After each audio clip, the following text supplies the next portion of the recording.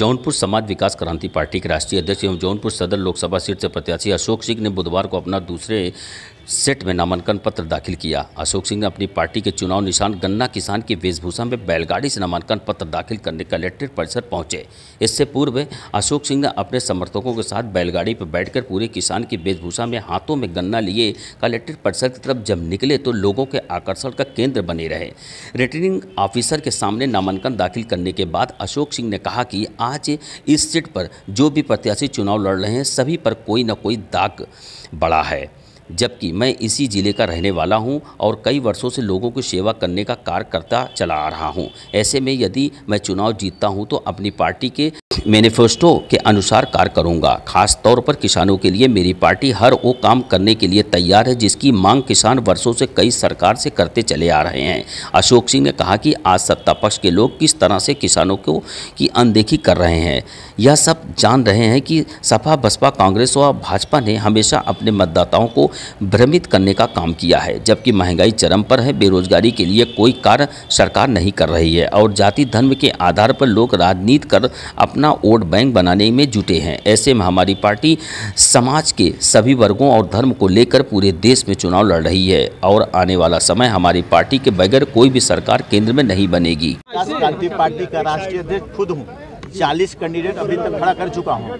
मैं यहाँ का 73 लोकसभा जौनपुर का मैं प्रत्याशी भी हूँ, इसलिए नामांकन करके प्रत्याशी होने के नाते मैं यहाँ पे चुनाव का फॉर्म भरने के लिए आया हूँ। और मैं आपको दावे से कह रहा हूँ कि किसान का बेटा होने के नाते गन्ना किसान चुनाव चिन्ह लेके मैदान में उतरा हूँ। किसानों की हमेशा अवहेलना हुई है। अगर किसान नहीं होगा तो देश नहीं होगा, ये मैं अच्छी तरह जानता हूँ और लोगों को बताना चाहता हूँ।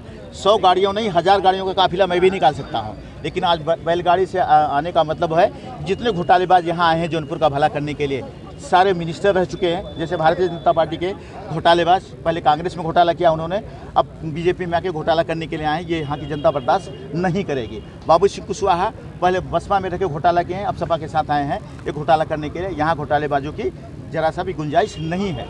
इसलिए मैं किसान का बेटा होने के नाते ये बताना चाहूँगा कि मैं बैलगाड़ी से आया हूँ। यहाँ की ज़मीन, यहाँ की धरती उनको याद होनी चाहिए, यहाँ की रोटी उनको याद होनी चाहिए। मैं यह साथ दिलाने के लिए नामांकन बैलगाड़ी से कि चुनाव प्रचार बैलगाड़ी से करेंगे? बिल्कुल होगा। मैं कह रहा हूँ किसान का बेटा होने के नाते मैं गन्ना किसान लेके आया हूँ। आप सोचिए, मैंने बड़ी मुश्किल से गन्ना किसान को लेके आया हूँ चुनाव। पहली मेरी जीत वही है कि किसी और को मिल रहा था, लेकिन गन्ना किसान मैं लेके आया हूँ। आपको लोग वोट कटुआ भी कह रहे हैं। अरे भाई, कहने के लिए तो कोई कुछ कह सकते हैं, वो कहने के लिए कोई कुछ भी कह सकता है, लेकिन इससे साबित नहीं होता है। कहने के लिए तो कुछ भी है। पिछले आप 2 चुनाव लड़े बहुत। मैं इंडिविजुअल लड़ा, पार्टियों से लड़ा, घोटालेबाज पार्टियों से लड़ा, इसलिए तो पार्टी बनाई। जाति के नाम से टिकट देते हैं, पैसा लेके टिकट देते हैं, काम करवाते हैं और पीछे से लात मारते हैं और भगा देते हैं पार्टी से। तो मैं इन सब चीज़ों को बर्दाश्त नहीं कर पाया। मैं क्षत्रिय समाज का होने के नाते सर्व समाज की इज्जत करने वाले, जैसे भगवान श्री रामचंद्र जी क्षत्रिय समाज के थे, सबरी के बेर खाए थे, मैं उस वैसा इंसान हूँ, भगवान का शिष्य हूँ। लोग कह रहे हैं, भारतीय जनता पार्टी कहती है कि भगवान को मैंने पैदा किया है, भगवान ने सबको पैदा किया है। ये मैं आपको बता रहा हूँ। वोटों से जीतेंगे और जीतने के बाद क्या करेंगे? मैं कह रहा हूँ 75% जनता यहाँ की, किसान पूरा मेरा समर्थन दे रहा है। 75% जनता गन्ना किसान पे वोट करने के लिए जा रहे हैं और मैं जीतूंगा। और उसके बाद जौनपुर के क्या करेंगे? जौनपुर में किसान को 60 साल के ऊपर के जो किसान हैं उनको मैंने आपको कहा पेंशन देने का काम करूंगा और मैं उनको 5 बोरी जो ये खाद है उसको माफ़ करने का काम करूंगा। कैसे आप पेंशन दे लेंगे? अरे भाई, मैं सांसद निधि से कहा जो 60 साल के जो किसान हैं उसके ऊपर के जो किसान हैं, मैं अपनी सांसद निधि से, अगर सांसद नहीं भी बना, मैं आपको दावे के साथ कह रहा हूँ, समाज विकास क्रांति पार्टी का मैं राष्ट्रीय अध्यक्ष होने के नाते हमें कोई लिमिट नहीं है पूरे देश के लिए, हम कितना भी खर्च करें। लोग तो अभी बिना अनलिमिटेड चोरी का पैसा लेके 100 गाड़ियों पे खर्चा करते हैं। हम तो पार्टी का, जनता का पैसा यहाँ पे जो हमको मिल रहा है, समर्थन मिल रहा है, उस पैसे से किसान का भला करेंगे, सांसद बने या न बने।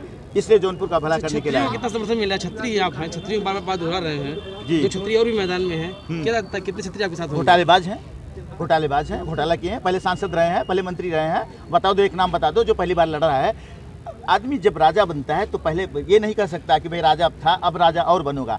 एक बार किसी को एक तमाचा मारिए, बोले अब मारो तो बताता हूँ, फिर दूसरा मारा, बोले अब मारो तो बताता हूँ। कितनी बार मारेंगे? तो जनता इस बार बता देगी कि कौन सही है कौन गलत है।